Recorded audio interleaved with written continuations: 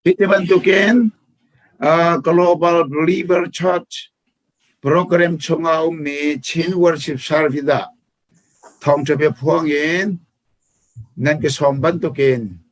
phuang coding chan tha le chan du nung akan pe ai tong ballo me kan tam senan national bishop le kan fa pa ti ti he chon kan tong leng mang na kan chon leng mang na tam deu hi chu kan tong set lo seman selo pathian thong hi ti bantukin Zoom online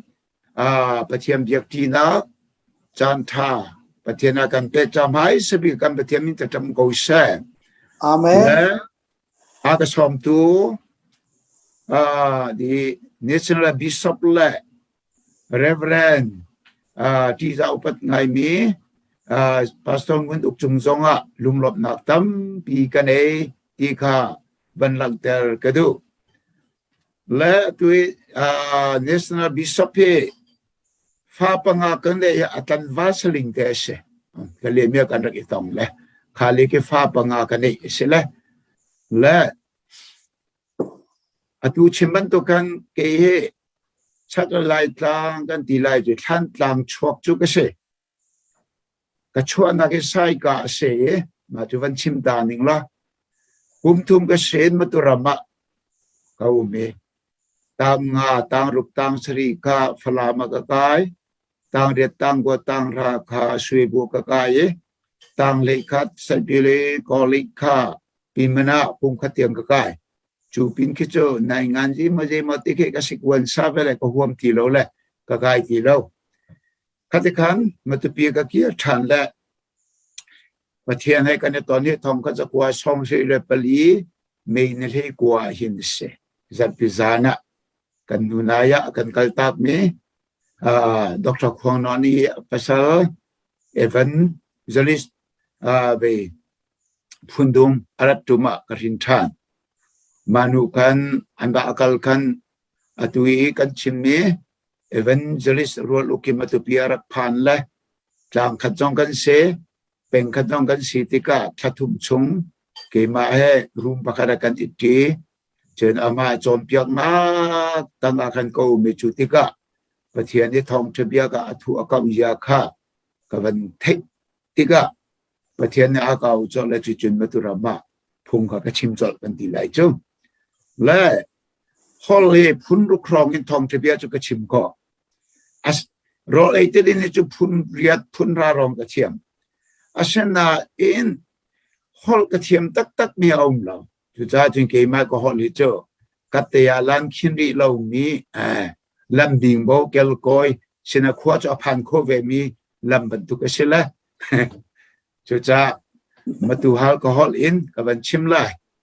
le delhia than tlang hal kha buruk kom ni krusat tua an ka som camping tua an ka som ka wa kala lewa an khri fa upa ne ti mi chu tu tum kan speaker hol chu ral ka pin sin chok ka pol hol ai lo a hot abultan ngai thele ate tu cha chen tu jana kai kan ma hol ka hin pi mi hol chen ka chim go lai na en be phang ne adai lo mi tam pi tika a phian lo na jong tam pi lai ma kha kha da ka thei thiam lo ti kha mai sabiga nol kan du na le kan nuwa cha chon nilinia khan gospel GFA karale nisamba bishop sao bi ofida bi kan ruwa chon chanje da silai ti la mi somthum ate somthum chu cha sao bi ga mi som le ke phung ka chima ka sa ka tunga san ban to ke nai pakhala che lang mang silai ma chu ka lak lo lai lo mo te chu po be tang ke te le tu zana tôi tên chim cọ khar ke tim lai la kan bible kan den lai Isaiah angan pasari ame pleili chumbia kha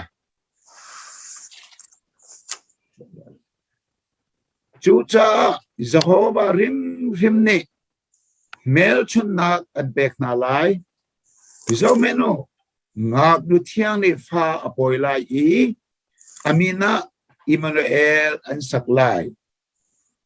จนเบกำทาร์กำลังจะลายมาท้ายอังันประคัดอเมกุลเลนี่กุลเลทุมที่ทิลเยลเตฮิจะฮวานี่โปรเฟตมังอินอารักชิมนี้ง่ายมากงากดูเที่ยงฟ้าปอยลายฟ้าป่าอรินลายอีอามินะอิมมานูเอลอันดีลายเทียอดีมีอดินนักมาจ้าเชอิมมานูเอลที่โจกันชนะปะเทียนอาอุมตีนักเชอิมมานูเอลที่มีโจกันชนะปะเทียนอาอุมตีนักเชอิมมานูเอลกันชนะอุมมีปะเทียนที่มีเบตางอินตูซานอัตลอมปัลเตวันชิมกระดูกันเดิมมีปะเทียงอัฐารินกันซาปีจาปะเทียนนี้ชวนนักและกันเก็บยากุเซนอาเมนจะจำนากันในทางหาลายบอยป้ากับปะเทียนกับป้าดูบีกนี้ท่องนี้แหละกุมกุลกุมขัดกุมอดอบนักทาดิเซมเบอร์นิคุลเนงากันบอยป้าจีสุกรีชวจำทา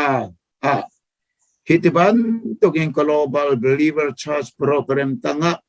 Chain Worship Service หินทองทะเบียนที่จะอุปถัมภ์ง่ายมีนักเรียนจวนตูใจมาจัดเล่จนซูมตูใจมาจัดเทบอยป้านังมาเบียกที่นักเล่จะหอยคมที่นักจานชานักอันเป็กจากกาลมตุกริงรันตุเลียวว่ากันลายมีเนี่ยอภิเกณฑ์กันทีละกันสาอสมีทานตังขวามีเลเป็งมีนานี่อันตอนนี้เวียงเตเฮนังมานี่เวียงเตนมุดีมินุงนี่เนมโคนักมินุงทาจังอีบมโคนักมินุงชนนักอีกกำโคนักชง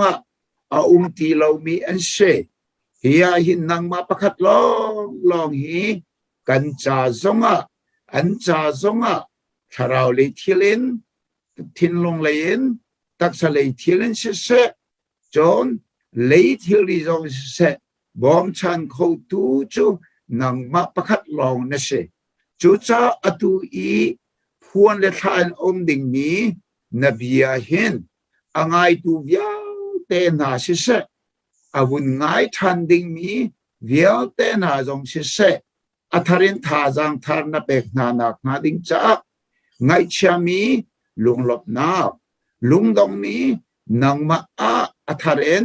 รัวชันนักทาร์นั่นไอตรดิ่งอันสุกมีเวียเตไอโอเลสซอมตุมเลสซอมรุกเลสกัดินทัชวาเปตุนชินาคีอันมานายพวนนายพวนบันตุกินอัตกินนัลลักแต่ชันนักนาดิ่งจ้าหินฮีนเบียนนัจโลจักนักนาดิ่งจ้าฮีนเบียฮีนักุดากันอินอัปติกากันจ่าเทียเท่าชันนี้กันคำตูบอยปาจีสุคริเมนินนักุเทียงกันอินอับกันปาเปเทียนอาเมนและกันหัวเนชั่นแนลบิชอปฟุงจงกันในชนและใจตินดามาจูใจเบียดาเบปีบีกะกันชิมยศิลาเตียกาลติกะอตุเลียวโจกันลายมีไงเช็ดนักมิถิตากนักลุงเวนักวลัยทิลซงสุงรันนักกันตนเลียวสิจ้าทาจังเป็กนักปะเทียนเบียค่ะอเทนเอฮาโลมอเตียอากติเลเกซงกะทินลงกะทารังกะอาเมนอาเชนาอินกันทิจาบันตุเกนดิจัมบาร์ทาอารักสิติกาจนมินุงทินลุงนี่อารัมมีเจอยิสุคริชัวนาเคเปไลมีเบตามินุงนาจงนี่ไงอดูมีโจยิสุคริชัวนาเฮอาเปไลมีทองทเบียฮีไงดูมีนาสิจังจ้าตูจานาเห็นยิสุคริชินนักจงกลมปาลกับบัญชิมลายอามินอิมมานูเอลกันเสนามีปะเทียนตีมีสองคันกับบันเปลายและตัวไหน kan rel chang ban tu khan bo Yesu Kri achua lan kum za sharia prophet Isaiah mangin arak phuan chia chang mi ase le amin zong panga arak pek chia chang kha khorwa har ti me chon khokhan tu athong mi Pathian zungzal pa remna boy pa ti mi kha min na pek chang chunu chon kaman re than tika Pathian ma rim ni mel chut nak an pek na lai zauman nungak thiang fa boy lai I amina Immanuel ti an sak lai kum le sari aban thin bakhan nungak thiang ti mi chu Mary arksiai siam tharau khia khu nak le thom na ken Mary pachonga kan na kham tu cha chon taksa tu apia ken o me ajan phantika arak chwa chutika van ni thiam ni Joseph sina khan he fa pa rin la I amina Immanuel dia prophet ni anak chinja bantu aselai asura lam chu Pathian kan sina ti na se le atua kan thei cha bantu ken kan boy pa Jesu Kri chwa na chan tha chan ase hi liu chana hen kan thian lung ni abe pi in arua dinga chon zeda si tia athi kho lo mi Pathian kha athi kho mi taksa abani ruk I Bethlehem choro ena kwang chunga achua mi hi ase han lewa siang kan kai lewa shwebu kan kai lewa pimana siang kan kai lewa kol pol ni min lo kriyan de an osha kong begin de kai begin min de kai min lo pyo ye ta ne noa sa khot ma noa tin ko ma mwe de lo pian pyo da dia ro pian ji phit ba de kwa tia an kan ti ton le ale o kha kan rak hal theng lo kan rin transform lo Pathian de jong chu kan hal lo seman se lo karak sin tham I Pathian bia ka ban bi tika hin khoro harta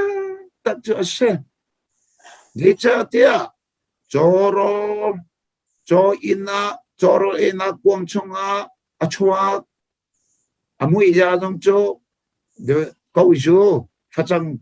kong se choro de an emi se chapol se puan ten an zo le chuka chunga chun an I dar van ro de sela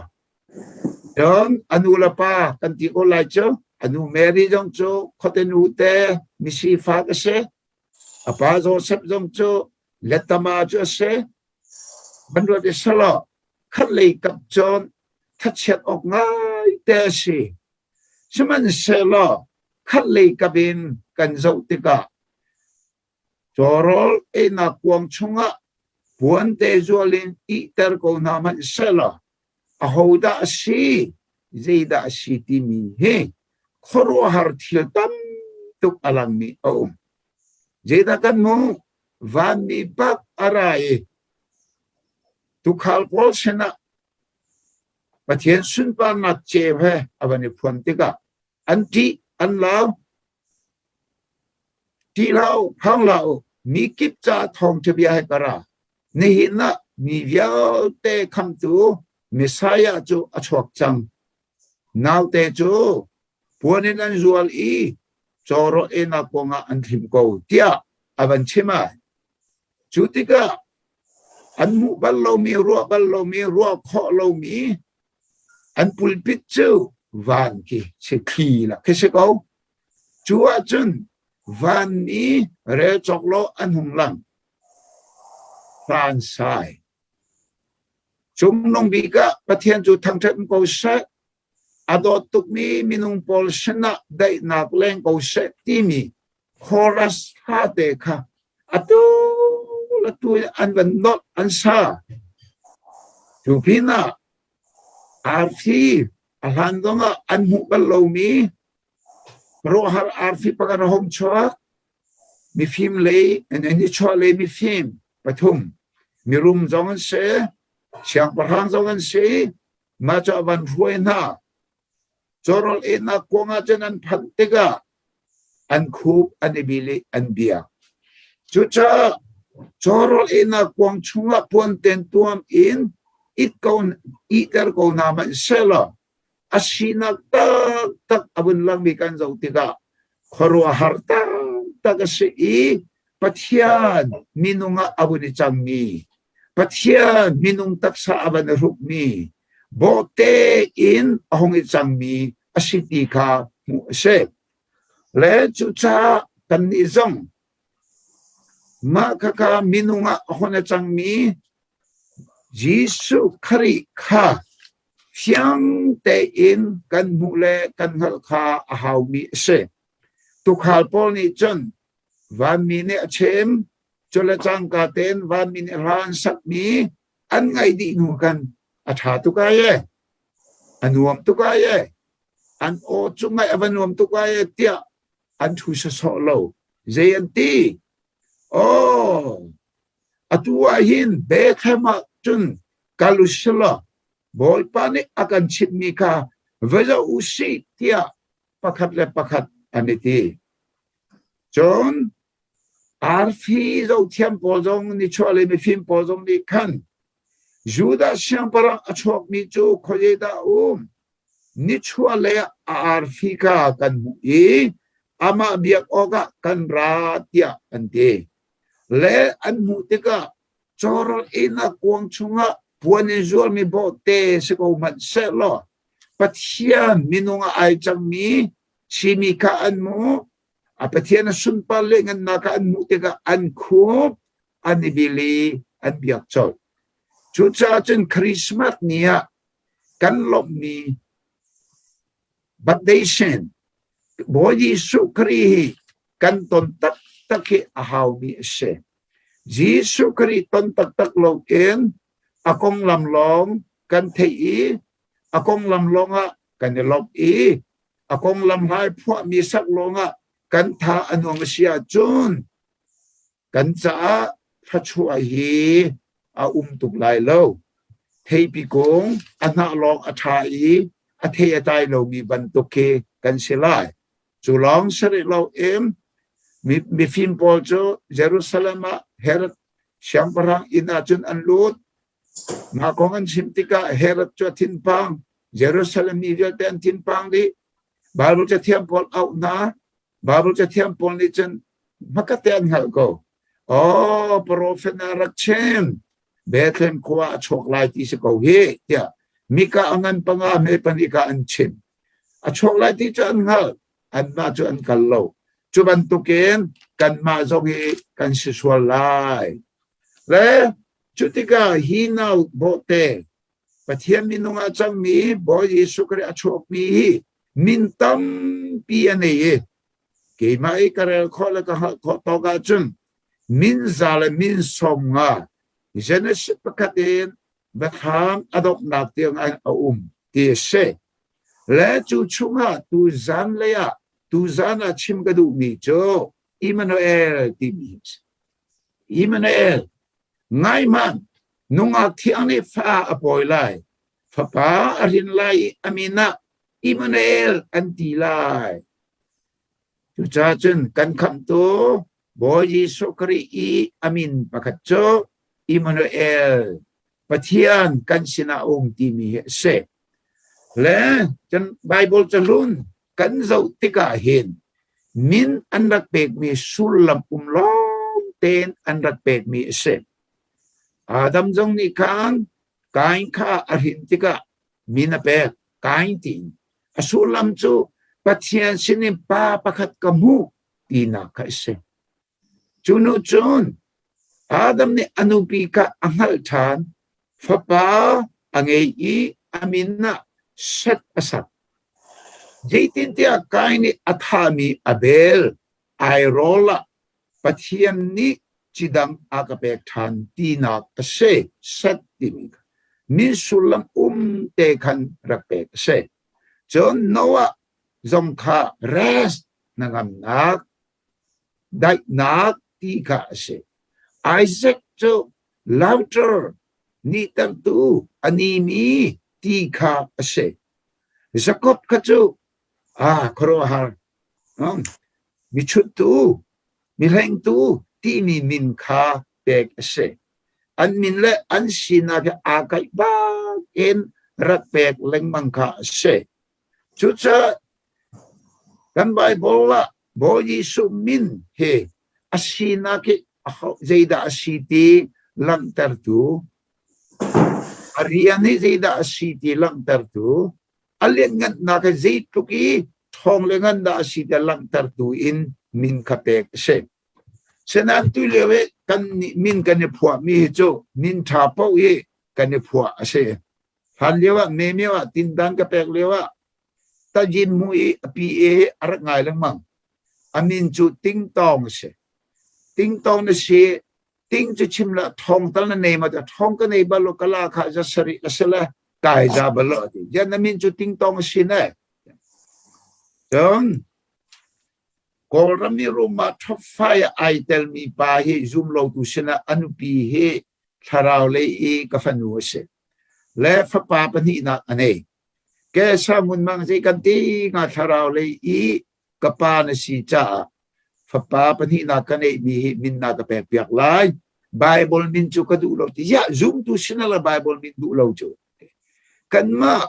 mi chi na Bible min ane mi pau hi mi tha pa ka mi ka hung na lo je ban tuk dan se pakhat chu Peter antile photoma sai pakhat chu Paul antile atu la tu thong atla afshel lang mang mi sele chu cha chen Bible min chu ka du lo senan pathian ati za mi pathian upat mi tu chan mo aran chan e mi Paul an min ka du ati chu sha chen Abraham Lincoln ti ten du ma te chu ka du tuk ati le ma kan ava zong an lung fe an la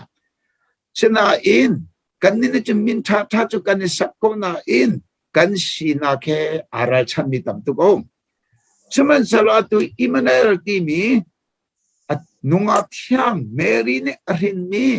kan cha chok mi Immanuel ti mi hi cho asina bak aseti hi kan the jeti Pathian kan mai Pathian kan mai cholong sri lau in van chung mi zong ni atunai kan chimka la tiang in an phwa i an sak mi ka se luka ngan pani America ka kavan rel ta lai chung long bi ka khen Pathian chu thang tra se lo lei chunga alom mi minong sena dai na kum ko se cha cha van mi tiang zong ni la an sap mi se ka la Pathian kan mai van ruat sala minunga arungi chang mi Pathian minung hi sar siam tu se seman sala minunga avana chantika chen ame tuk mi abi tuk mi minung takset chunga arak mi abi ame tuk mi volei chunga atong leng mi ase phan le zung za tiang khan voi khat met ane ballo mi kha ane chu minung tak sa hi ase minung tak sa chunga ballo alien ngan na sun pa na ke van le valei ni lum lo tiang in angan mi ase chutika minung tak sa lei tak itwa mi cho avanir fuk i minunga arun chwa hi cho kharo har ngai te cho ase chon scientist Paul ne anti mi kan zo tika arfi valei hi a hin valei hi về 2 trillion ba 2 trillion a umantile he de kan dila de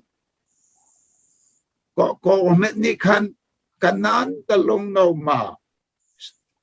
no se tungya se lum athat ni anti chang achimok an thei ti lo mi se no khatluk khan atam ni volei hi tam tu au chú chunga atu kan vale hi abi big mi le ame big mi ase chú a chun bo ji so he le kat it na minung tak sa thukhan valaya hung kam leng bi se le zung sao minung se le zung sao minung sina khan chan toi te chung minung tak sa avan ru i volei chunga a lio zonga khan Immanuel timi Pathian kan sina timi min chu a thau le lo seman selo kan suronga vailam ta na chunga thi an phum ni thum na ga thau tha ne atu chu pa thut na olya khan len gan nak sun pa nak upat na ka pekin change siang parang le misea khan choi san asichang le chuti siman selo atua kan ma chung thiam thiama zum tu kan chung thiam thiam chan khaka khorohar asini cho ase chu cha chun zum tu ulana polle rian tuan hoi pathian rian tuan ni ulana pol kan ro dinga ka du mi cho ama chu nangma he keima ummi pathian ase zida arian chu ase nangma kilven kas keima kilven ase chu long sri lo kan na akan kilven long me sri lo ramchan zaimet a lo na phun zonga khan kan ma he a ni ase ramchar tu na ya kan chairman zon avan chip ga ramchara kum somli tia chung Israel mi polan kal leo zonga khan an ma he a ni kha lewa chon biak de kan tilai tabanaka puan biak in khan an ma he khan a ni ase chutika an her mi pau ka ape tu ase mana apek na chulong sri lo in putar an puak mi lo an kenan kal khodi adam lo mien lo an dam di an thong di an ke phing ti jong lo khaka kan mai pathian a ti mi Immanuel ti mi khaka atakin an ma nak lang ter nak ase chulong sri lo im really tilet khicha tilet ne longka khat le a choi leo zong a khan bo yi sukri Immanuel kan mai pathian ti mi kha an sina umi khicha tilet kha adai ter tu zong ase chu cha chin kan mai a ni pathian he khoro hartak tak ase thi na khan khur chunga thi na thadem tanga kan leo zong a hin ama hi kan ma he a ni ase kan hu zong national bishop ne phong aban ka sal ke nang man char edi kan siko oxygen bu na le kan ban per la ti ke oxygen level ata tu jong ka fanula va ne oxygen bu kan ban ken lai de ju na zong ka oxygen bu kan ban ken lai na do ha chang la cholo chin kapa na kan tak so laiและจะพบเบตักอินกตีนันเบตักขารักเสียประเทศนี้ที่ละก็ออกซินตั้มตุกเชียกูเลยอดีรีแล้วอดีอาจุนกันหัวเตนอะไรเดียกตีน่าจุลจังกาเตกันกทินโลหงชกมีโจหมอประเทศนักราลิกชุงอาอุมีนังมาเนเสที่น่าทะเดมตังก็จังที่น่าขอรกวงชุงก็จังสมันสโลมากาเม็ดนิงโลกันพีเล็กฟ้าเลยตรงนี้อันกับคำขอที่เรานักเอาเม็ดนี่คำขอที่เรานักพุนะก็นังมาลองฮีกัจจานุนนักนี่สิเกนี่จึงกระดำนักดิ้งกันจุ่มขอที่เราเกนี่จึงกันนุนนักดิ้งจากกันจุ่มขอที่เราสมันสละนังมาจุ่มตักมาสินักเลยนังมันนี่นักกระโดดนักลองอาหินกันนุนนักก็จะยอมเกิดกันอับเดียกับอันที่ละจังกับขรุอารินก็ท้อกับอันชอก cho nó chọn cái thọ cái đó hong kai là som sari hong kai là som riat chọn zar khat arawa chun som ko le pani kan chung kha arak phan khaban tu khan chu cha chun thi na khalem tam thi na hor kwang chung kan liu zonga amma hi kan mai bi se chu cha chu Immanuel Pathian kan sina ti mi hi kan ngak long selo in kan au kho cho chu sia chun Immanuel Pathian kan sina ti mi hi tak likina kan ngak kho kha tu zana ban chim ka du tak likina kan ngak kho lai thum tuk ni amin jitina kan ngak kho lai kan sin thiang kharau long in ma hi ngak kho se zon le rup ame le lia chon betak kharau aratika chon keima kha kasun pan na kha alam terlai kata kha alak lai I nan ma kha an hal ter na lai ate chu cha chun thiang kharau long in Jesus Christ Immanuel Pathian kan sina ti mi atakin ngal kho le thei kho ase chu cha chon tu zana hi Pathian dia angai mi vial te kan ni hal tu lai atua te kan ma Pathian ti mi hi thuk takin kan hal ma ama kong lam mo kan hal deu ma chu sala ama pumpa khida kan hal deu ma hi betak ten kaning hal hal je chatia thang kang in kang mi le kan mi le phun pol kan thi le kan sa pol khit tukin hanak antong in lo nei ti lon mi khwa mi rama an bakal saram lo ngai ten ko an dot ngai ko na in ma in the lo te de ma phanu fa pa de khosak khajo Pathian kan pek mi khachwa na thili khajo atuk lo mi ase makaka karwa tiga hin kalunga hom chwak ni jo ma hi Pathian ni akan umpi na ke thuk chinin kan ngak hading cha city kha na thuk pi kha kanei chu cha chun ren kun lai Christian fellowship ni kan zara khung chiman ka fi zo ma kong kha ngai chat na cha lung lop na ti mi kha ka chim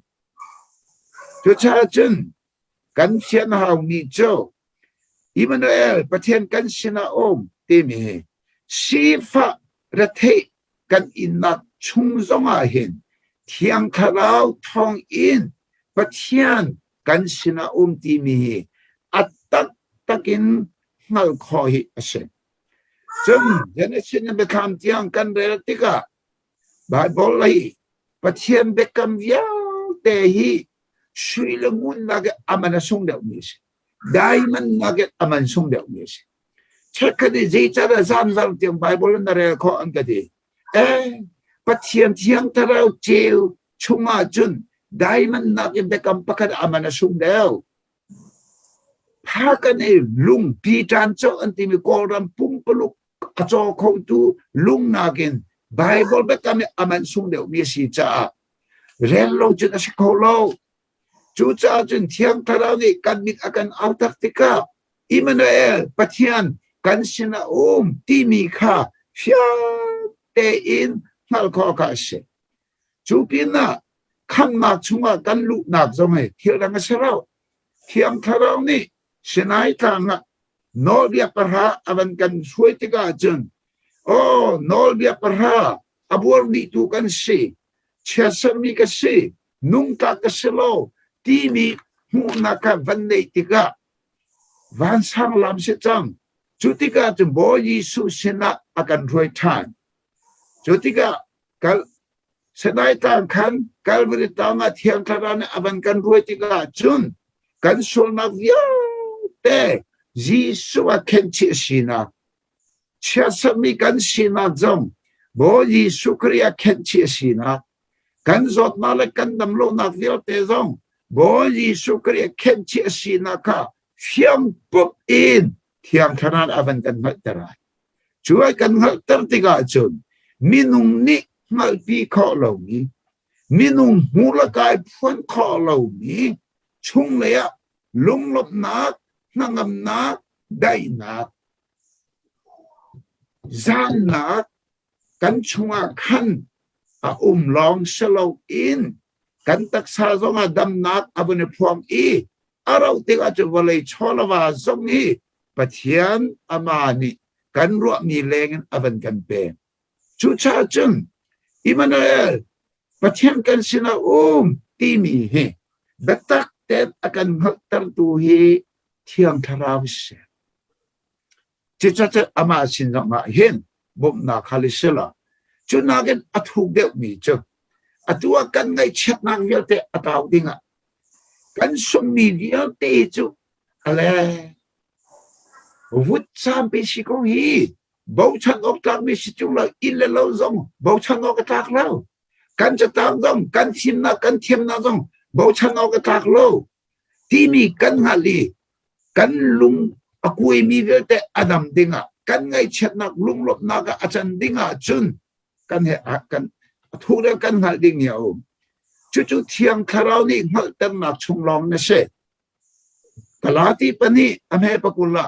ke chu khariya vai lam ta na chunga khenin ko cham than ko cham sinan kanung ke ma ka sit ni lo tia ti mi bakha chu cha ji thiang kharau ni kalvari ta ma ban kan ruai tika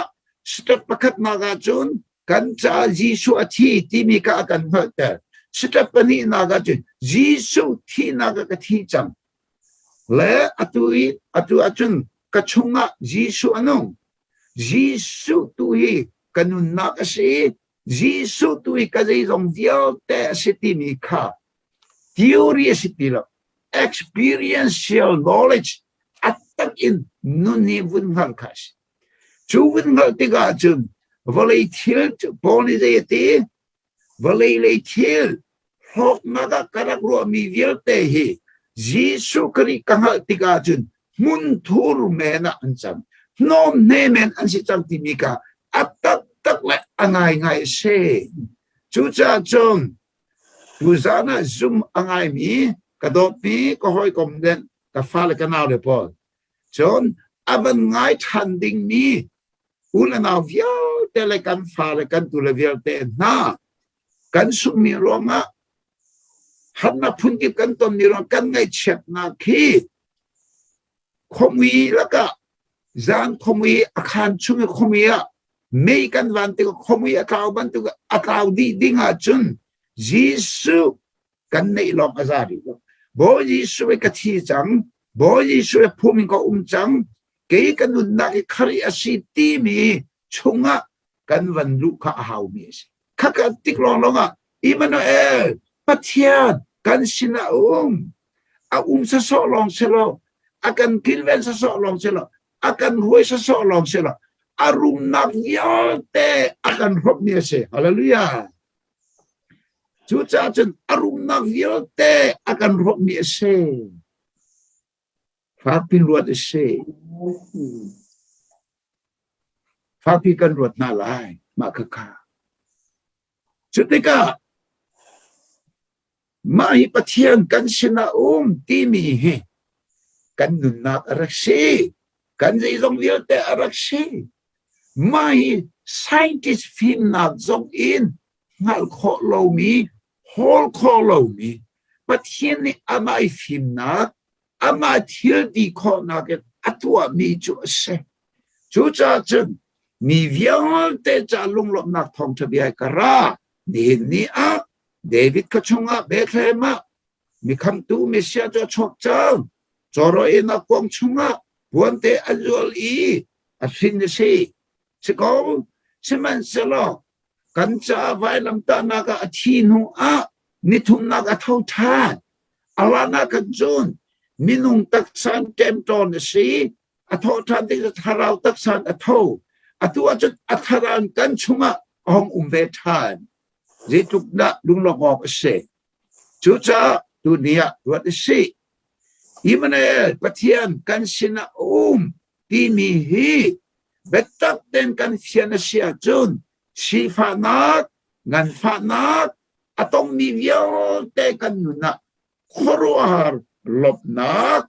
nangam nak dai nak kan chau lai kan nula kan ban thi rong ama kan nu pi kan ban thi rong ama kan fanula kan pa kan unan thi rong ama thin lung le ya hiam ma kan tua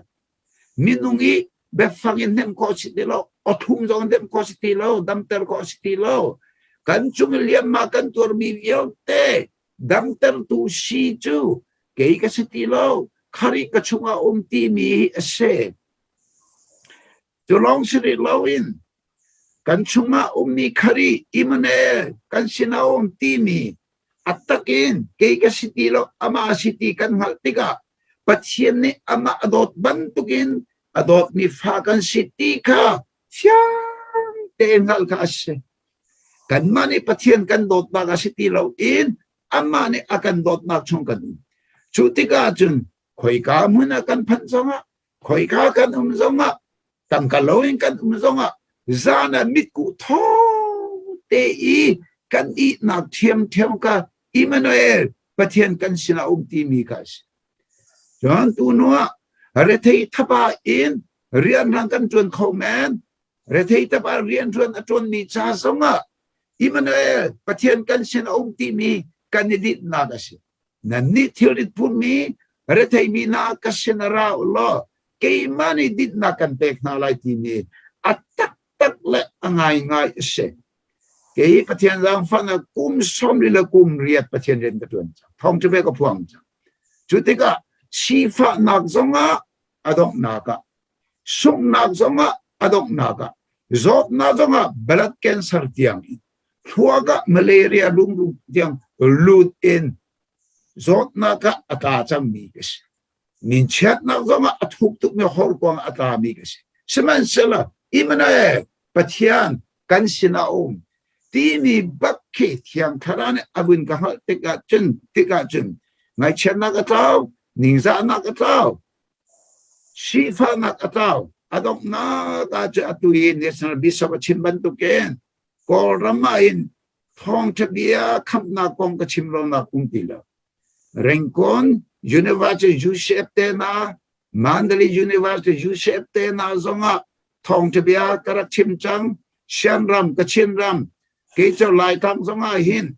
lai mi chunga mi phun lakka mi phun tampilaka phung chimni Pathian ni man ke ba ka sela ting ka mu Pathian chung ka long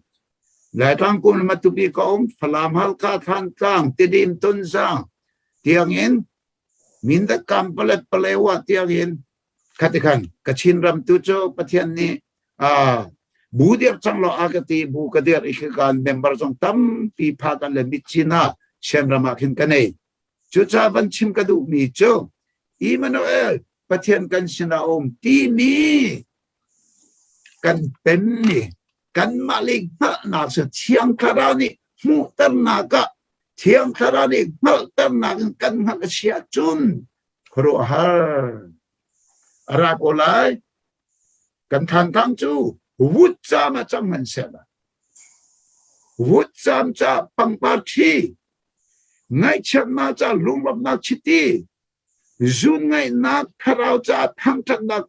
ni puan pek ding I Pathian ni se thawa ka toi ti mi kha atak in kan thara thiên dung tak sa kan chau long selok in kan khua kan rama in le lo zong in tu lan na ka le som tum le som le za ka thain ai phuang than ai saya som lu la pakat ame pasari zonga ningza aya let ni upat na kan upat pek nan sila kan ningza ruanga let ni upat na mi khwa mi ramakan zeitung da kan lung nok lo zeitung da mi mai kha long kan an kan dot ko mi mai kan khap lo chu cha da lak le na ka pek le tha chom de ti mi ka atak se alak long lak le ka chu mai ngal kho lo siman se lo ke ka siti lo khari Immanuel Pathian kan sina ti mi kan siana sia chun atui kan ningza nak aya let ni in upat na kan chau than la ni cha mi tha chuak kan si than lai chon de adong naga kang kom naga sang bakul pathum he anhe panga kha jeti kan lai hol kan kara na mai ka rol na kada kara na mai ka rol na kada you prepare a table before me in the presence of my enemies. Allah kara na mai ka baka rol na kada chu cha chun atu liu ba hin kan ral ni kan ra chun nan the ki ko koran mi pi ra chun nan the abik in lai tang abik in tua than tang an kan ngiar an kan ro in lo vu chaman tu adi siman selo kan ra na mai ka baka Pathian ma ni sun pan na upan na khachuan na ka avan hun lai chú thế thì cần mà mang dòng in ăn mà cái cho ăn mù thật lại chú cha cần cha phiền in âu mi Pathian mi nong arat chang mi Giêsu Christ amina Immanuel nanti lai Pathian kan sina ông ti mi sulama se ti mi hi kan sina ông solong selo kan chunga ông ama chú malisi ama thupi kan ngal na ki amai ka thi chang Phubin ko umchang ti mi cross anesi. Chutika jen ama ni kan ma khan ai phuang lai. Kharao li ka chot nak, volei ka chot nak ai phuang lai. Kan ngai chet nak chu, mi kan van tika khomi athian batu athiang lai. Kan zang dan nak athiang di lai. Pathian tang chat nak ha kan sa than lai ti mi kha tong pao te tu zana chim kadu ni sile. Kan chim khon nak chunga kan sa pizza Pathian ne atharin ka chwa ra kan pek pek ko se Amen.